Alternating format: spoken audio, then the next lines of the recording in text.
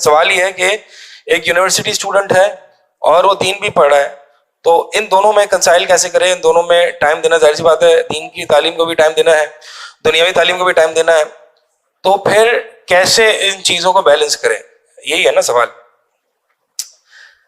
اس میں پہلی بات تو یہ سوچ لیں کہ دین کا علم تو پڑھنا ہے, ٹھیک ہے, اور دنیاوی تعلیم بھی میں یہ نہیں کہوں گا آپ چھوڑ دیں, وہ بھی پڑھتے رہیں. اب سوال یہ ہے کہ ہم دونوں کو کیسے کنسائل کریں. اس میں بہت سارے فیکٹرز جو ہیں وہ شامل ہیں جس کو ہم کنسیڈر کر سکتے ہیں. اس میں شاید کوئی آپ کو جنرل رول نہ دے سکوں, جنرل بات بتانے کی کوشش کروں گا, جنرل ٹپس دینے کی کوشش کروں گا, لیکن ہر بندہ مختلف ہوتا ہے, ٹھیک ہے, اس کی دنیاوی رسپانسبلٹیز کس نوعیت کی ہیں, تو اس حساب سے وہ دین کو ٹائم دے گا. اس کی دینی کمزوری اور دین اور دنیاوی فتنوں میں مبتلا ہونے کا چانسز کتنے ہیں, تو اس حساب سے وہ دین کو ٹائم دے گا. یہ ویری کریں گے, ٹھیک ہے. ایک بندہ ہے اور وہ یہ اب ہم اپنی مثال لے لیتے ہیں نا, جو عام طور پر ایک اسٹوڈنٹ آف نالج جو کہ نوجوان ہے, جو کہ یونیورسٹی کا بھی اسٹوڈنٹ ہے, اس کا ایک کنسرن ہے کہ میں دونوں کو بیلنس کیسے کر کے چلوں. پہلی بات تو یہ ہے کہ ہمیں اپنے ٹائم اور پروڈکٹیوٹی میں برکت پیدا کرنی ہے, اور یہ کیسے ہوگی؟ یہ اللہ تعالیٰ سے دعا کر کے اور اپنے گناہوں سے بچ کے. آپ کو پتا ہے سلف صالحین جو ہیں وہ تھوڑے سے وقت میں وہ کتنے والیومز لکھ دیا کرتے تھے, کتنی یعنی ابن الجوزی رحمہ اللہ اپنے بیٹے کو ایڈوائز کرتے ہوئے لکھتے ہیں کہ میں نے جو ہے یعنی میرے ہاتھوں تقریباً ہزاروں لوگ توبہ تائب ہوئے ہیں, اپنے گناہوں سے توبہ کیا ہے, دین کی طرف آئے ہیں. تقریباً کئی ہزاروں لوگ جو ہے وہ مسلمان ہوئے ہیں, اور 1000 سے زیادہ ان کی رائٹنگز اور بکس, 1000 سے زیادہ. آپ ایک بک لکھنے بیٹھے آپ کو پتہ چل جائے گا, آپ کو لگے گا کہ تو میری زندگی لگ جائے گی اس پر. 1000 سے زیادہ بکس لکھی انہوں نے, ابن الجوزی رحمہ اللہ. اور یہ حال جو ہے وہ اور بھی لوگوں کا ہے. تو یہ لوگ سوتے کب ہیں, کتنا سوتے ہیں, یہ کیسے سب کچھ کر لیتے ہیں؟ بات یہ ہے کہ واللہ لگتا ہے ایسا ہے ان کی زندگیوں کو پڑھ کے, یعنی علماء. اور یہ تو پہلے کی بات نہیں ہے, آج کل کی بات ایک ہے. شیخ امین الحرری کے بارے میں ایک پوڈ کاسٹ میں ایک ان کے اسٹوڈنٹ تھے جو بتا رہے تھے, امین الحرری جن کی حال میں وفات ہوئی ہے.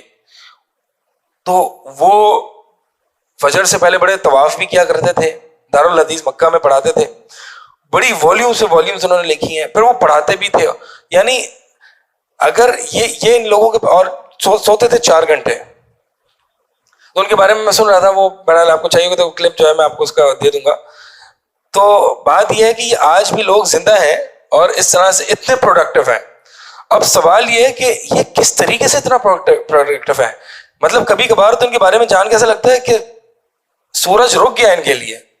یہ 24 گھنٹے میں کیسے اتنا کام کر لیتے ہیں, اور ہم کیوں نہیں کام کر لیتے ہیں؟ ٹپس.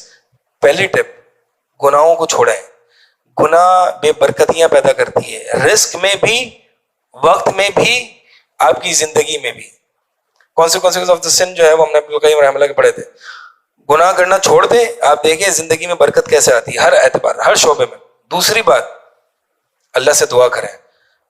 دعا سے بڑی برکتیں آتی ہیں, اللہ سے دعا کرنا نہ بھولیں. اسی لیے ابن قیم رحمہ اللہ فرماتے ہیں کہ میں نے اپنے شیخ الاسلام ابن تیمیہ کو اکثر یہ دعا کرتے ہوئے سنا, اللہم اعنی علی ذکرک و شکرک و حسن عبادتک. اور یہ جو ہے وہ نماز کی بات بھی ہے.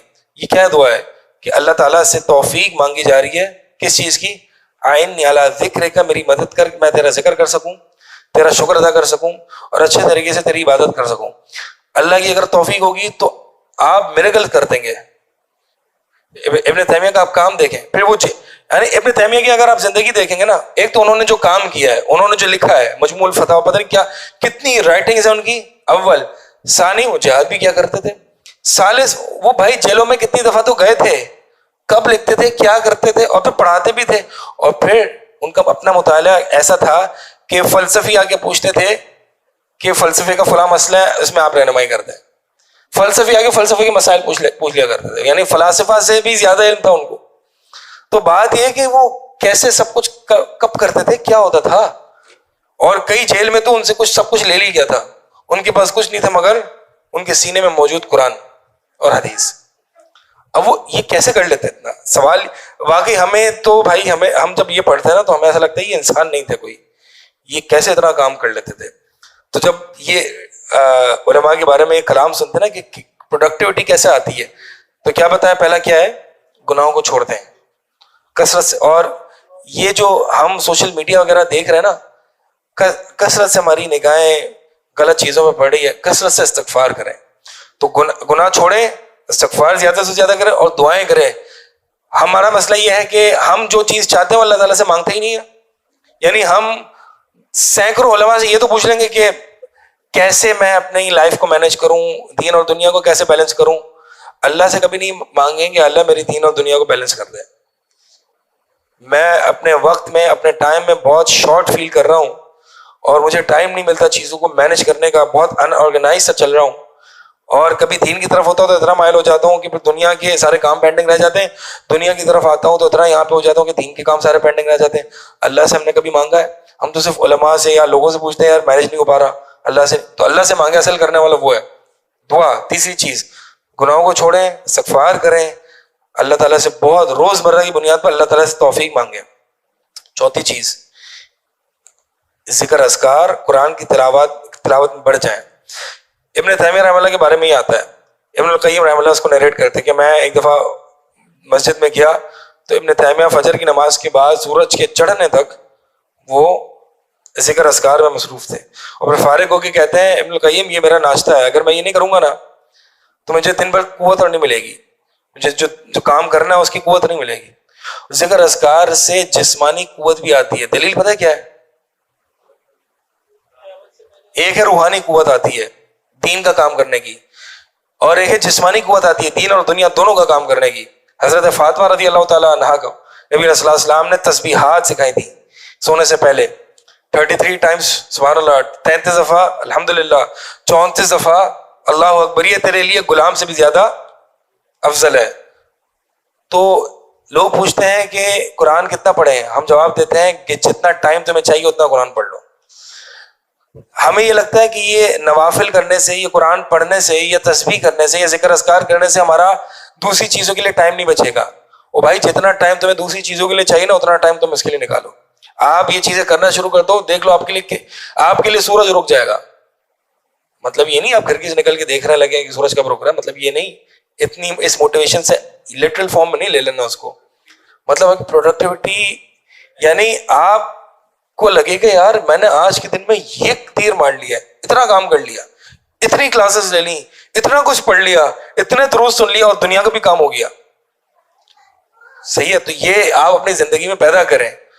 صبح شام کے اذکار سکون سے, للہیت کے ساتھ, سر جھکا کے, اللہ کو یاد کر کے صبح شام کے اذکار کریں. آپ دیکھیں کس طریقے سے برکت آتی. پھر صبح کے اذکار کر کے قرآن کھولیں اور قرآن پڑھیں, قرآن کی تلاوت کریں. سورج طلوع ہو جائے تو اس کے 10 منٹ بعد چاشت کی نماز پڑھیں 2 رکعت. مہینے کے کم سے کم 3 روزے رکھیں, اور سونے سے پہلے وتر اور تہجد پڑھ کے سوئیں. اگر اٹھ سکتے ہیں تو پھر آخری وقت میں پڑھیں.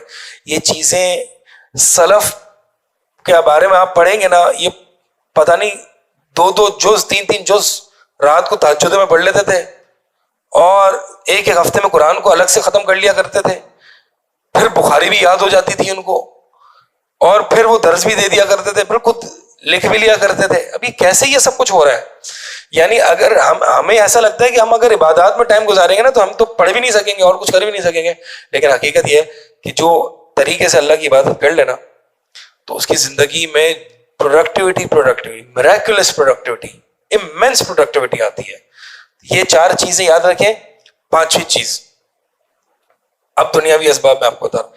یہ چاروں اسباب روحانی اسباب تھے اپنی پروڈکٹیوٹی بڑھانے کے لیے. کون کون سے؟ گناہ چھوڑنا, استغفار کرنا, دعائیں کرنا روز مرہ کی بنیاد پر, کیا ربی اعنی علی ذکرک و شکرک و حسن عبادتک, ٹھیک ہے.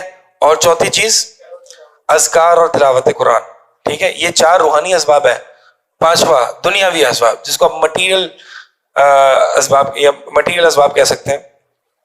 سوشل میڈیا منیمائز کریں یا ختم کر دیں, یا اس کو لیپ ٹاپ پہ لے جائیں, موبائل میں ہٹائیں اس کو. یہ آپ کا ٹائم پی جاتا ہے, ایک سے دوسرا, دوسرے سے تیسرا, فیس بک پہ یوٹیوب کا لنک آ گیا, یوٹیوب کھلا, بظاہر تو آپ کو دین کا کام لگ رہا ہے, ہاں یہ دینی چیز ہے, اچھی بات ہے, پوڈ کاسٹ ہے, دینی بات ہے نا, آپ دیکھیں گے یار دینی بات ہے, کھول لی یوٹیوب کھل گیا جی, ویڈیو ختم ہوئی, سائڈ میں دوسری دینی پوڈ کاسٹ آ گئی, وہ بھی سن لی, آپ کا ٹائم ڈرین ہو گیا, ختم. آپ نے گناہ نہیں کیا, لیکن جو آپ کی اصل جو آپ کا اصل پلان تھا نا, میں نے یہ کرنا ہے, وہ رہ گیا پیچھے. آپ نے دینی پوڈ کاسٹ سن لی, دینی بات سن لی, آپ کو فائدہ بھی یقیناً ہوا ہوگا, لیکن وہ جو آپ نے کرنا تھا, جو آپ کا اپنا اسکیجول, آپ کا جو کرنا تھا, آپ کا جو پلان تھا, وہ اس کی کاسٹ پہ آپ کو یہ باتیں ملی ہیں. سمجھ آ رہی ہے بات؟ تو فارغ کریں اس کو, یا اس کو لیپ ٹاپ پہ لے جائیں اور دن میں ایک خاص ٹائم کر دیں کہ یوٹیوب یا فیس بک یا انسٹاگرام میں لیپ ٹاپ پہ یوز کروں گا. یہ واللہ ہی آپ کا ٹائم خراب برباد کر دے گا. اگر آپ کو یہ شیطان ہے نا, شیطان آپ کو میوزک نہیں دکھائے گا, شیطان آپ کو موویز کے ٹریلرز نہیں دکھائے گا سوشل میڈیا پہ. وہ کیا کرے گا آپ کو, وہ آپ کو دینی باتیں ہی دکھائے گا, لیکن at the cost of your own productivity, کہ اگر آپ اپنے اس پروڈکٹیوٹی کا پلان ایز پر اسکیجول چلتے تو آپ تباہی مچا دیتے. تو شیطان جو ہے نا ہمیشہ اس چیز سے بھی کھیلتا ہے کہ آپ کو مفضول سے مصروف کرتا ہے تاکہ آپ جو افضل ہے اس سے غافل ہو جائیں. ٹھیک ہے, تو آپ کو یہ کہے کہ یار ماشاءاللہ مجھے تو یہ چیز میں نے سن لی, اگر نہیں سنتا تو بہت اچھا فائدہ مل گیا, لیکن آپ کا جو آپ نے لیسن تھا, جو آپ نے پڑھنا تھا, اس سے آپ غافل ہو گئے, وہ چلا, فوکس ہٹا دیا. اصل چیز ہے فوکس ہٹا دیا آپ کا. Focus is very important these days, focus ہٹا دیا آپ کا. اب آپ پڑھ بھی رہے ہوں گے نا تو آپ کا دماغ وہی لگا ہوا ہوگا سوشل میڈیا پہ. سوشل میڈیا کو فارغ کرے بھائی, سیدھی سی بات ہے. دوسرا دنیاوی سبب, کھانا کم کھائیں. یہ کیسے ہو, کھانا تھوڑا سا منیمائز کریں, کیونکہ آپ زیادہ کھانا کھانا جو ہے نا آپ کو فٹیگ اور لیزینس اور سستی پیدا کرے گا, اور پھر رات کو اگر آپ زیادہ کھائیں گے تو آپ کی نیند بھی عجیب قسم کی کر دے گا, بڑی گہری ہو جائے گی آپ کی نیند. دیکھیں دبلے ہونے کا تعلق, کتنے دبلے ایسے لوگ ہیں کہ جو دبا کے کھاتے ہیں اور جن کا کولیسٹرول اور یورک ایسڈ وغیرہ کا مسئلہ ہوتا ہے, آپ کو پتا ہے. تو دبلا ہونا اور موٹا ہونا, ہمارے دور میں جو موٹا وہ ہوتا ہے مطلب وہ پھولا ہوا ہے بس, بیماریاں اس میں بھی ہیں اور پتلے جو دبلا پتلا اس میں بھی ہیں. تو اگر جو یہ نبی علیہ السلام نے جو کم کھانے کا, یہ ایک انٹسٹائن میں جو کھانے کا حدیث ہے, یا ایک تہائی کھانے کی جو حدیث ہے, وہ صرف دبلے پتلے کے لیے, وہ صرف موٹے آدمی کے لیے نہیں کر رہی, کیونکہ کھانا جو ہے نا وہ آپ کو آپ کے پورے میٹابولزم کو مصروف کر دیتا ہے. اور پھر جو آپ نے پڑھنے پڑھانے میں اور سوچنے سمجھنے میں اور تأمل اور تفکر اور تدبر میں اپنا میٹابولزم لگانا تھا, وہ تو وہاں ہے ہی نہیں, لگ ہی نہیں پا رہا. کیوں؟ کہ وہ تو کھانا ہضم کر رہا ہے. ایکسرسائز کریں, ایکسرسائز جو میٹابولزم یوز کرتا ہے نا, وہ پروڈکٹیوٹی جو پیدا کرتا ہے, وہ اچھی چیز ہے. وہ بیٹھے بیٹھے آپ کا میٹابولزم تیز ہوتا رہے گا, بڑھتا رہے گا, اور اس میٹابولزم سے آپ کی سوچ اور فکر میں تیزی آئے گی.